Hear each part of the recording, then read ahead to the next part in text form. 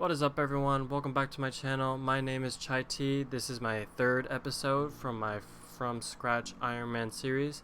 I go over all the rules for this series in my first video, so if you guys haven't seen that already, you guys can go and check that out.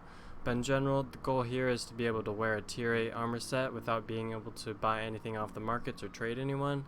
So gathering, refining, and crafting I have to do all on my own, but I am able to sell things that I loot.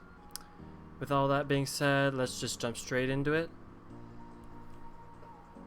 So this week I have my eyes set on leveling up my tools to tier 4 so that I can gather like 4.1, 4.2, 4.3 and tier 5. This way I could start crafting and wearing some higher tier stuffs and not be slacking while trying to do higher tier dungeons and arenas. I first had some money from selling some loot from the dungeons that I did in the past. So I chose to use that silver to invest in my island. I did this because it's pretty important just for getting the extra farming plots so that I can do both the crop growing and the breeding at the same time.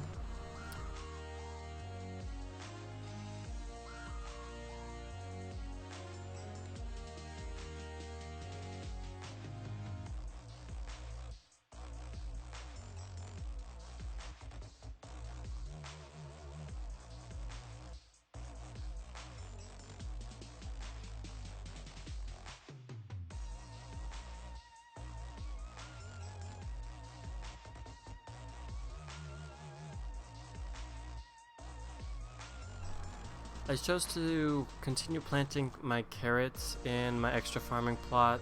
This way I can just use my carrots in order to just feed the animals that I'm trying to breed. I just kept it simple, still only with the two horses and the ox, all tier 3. After that I kind of just jumped into just a random dungeon with a group of random players. I just went into looking for group chat again and just kind of found a group to go with. This is always good to do if you're ever bored or anything like that, or just sick and tired of crafting and gathering all the time. You guys can see I didn't get much on this loot run, kinda just the same old stuff, nothing really special about it, but every little bit helps, and the fame is pretty decent too, so can't argue with that.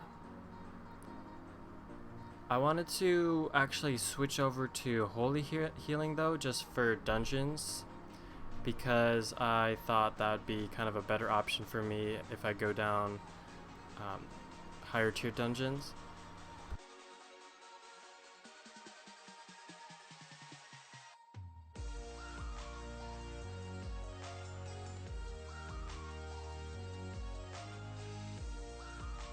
So this episode I did a lot of gathering, and a lot of gathering while faction flagged, which ended up not so nice for me as I ended up dying just once, but I didn't lose too much of my stuff thankfully because I just banked before, but it was kind of a bummer that they did that, but whatever. I continued gathering and I met this dude along the way. He seemed pretty cool and invited me to his guild, so I just decided why not. Finally, after endless hours of gathering while I watched videos, I finally achieved the tier 4 gathering in my cotton gathering without using any learning points, because I was saving those for getting to tier 5. But it took me just a couple hours, not too fun, but it wasn't the worst thing in the world. So after that, I saw these guys were faction flagged for Fort Sterling right near Thetford, so I decided, hey, why not? It'd kind of be fun if I could just pick up some loot from them.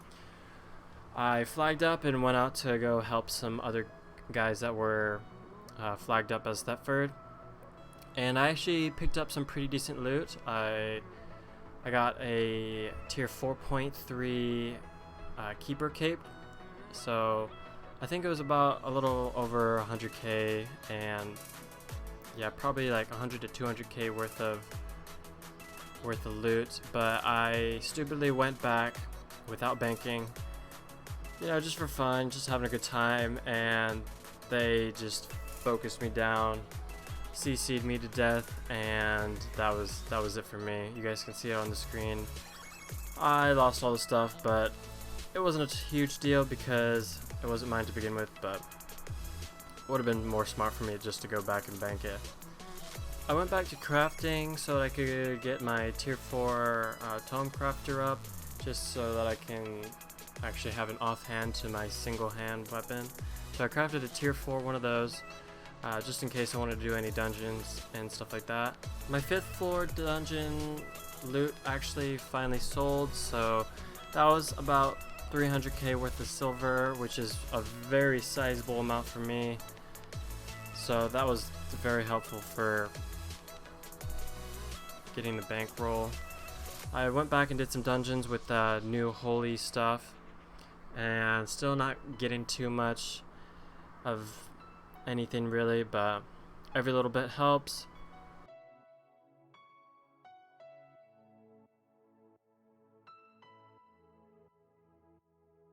You guys can see here that I actually do go and sell all the loot from my dungeons. I don't keep it and I can't keep it. And then I finally finished my tier 4 wood cutting or wood gathering as well, so that I have the two main ones for me is the cotton gathering and the wood cutting, so I can make staves. The other ones I want to level up as well, but they're just not as much of a priority for me, and I'll probably use learning points for them.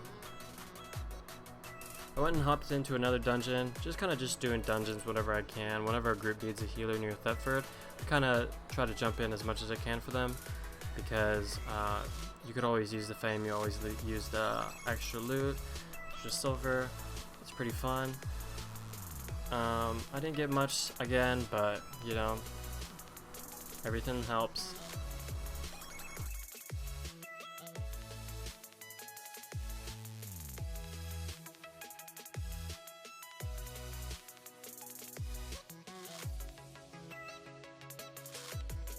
So during this time, I'm always doing my farming runs, always making sure I'm keeping up with that.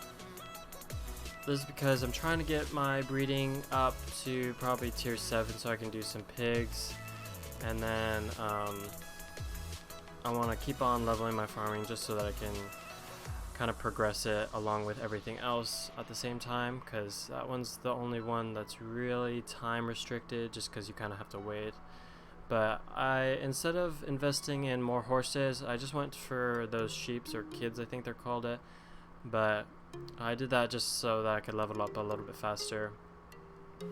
Afterwards, I just gathered all the resources that I needed to go ahead and craft all the tools in order to get tier 4 crafting for tool making.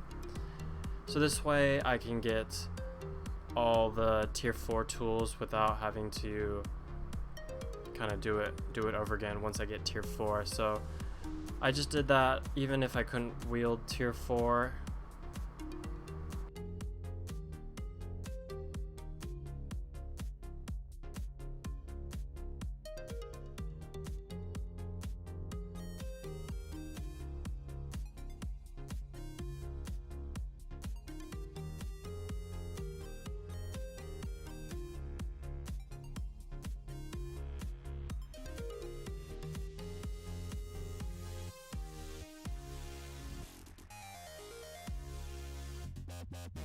And you guys will see that I actually go and craft my first set of tools. I do everything except the hammer, just because I'm not really using the hammer very much.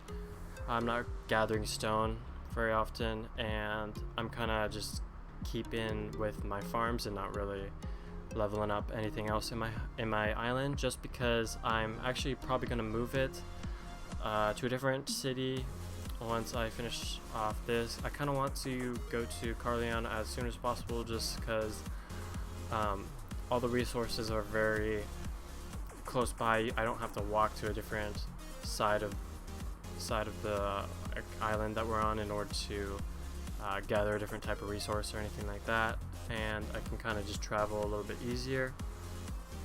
After I got those tier 4 tools, I went ahead and We're in our yellow zone nearby Thetford and started gathering a lot of different tier 4, tier 4.1, tier 4.2. Didn't see any tier 4.3, but I got some tier 5s as well, just so that I can craft those once I level up my other refining and crafting.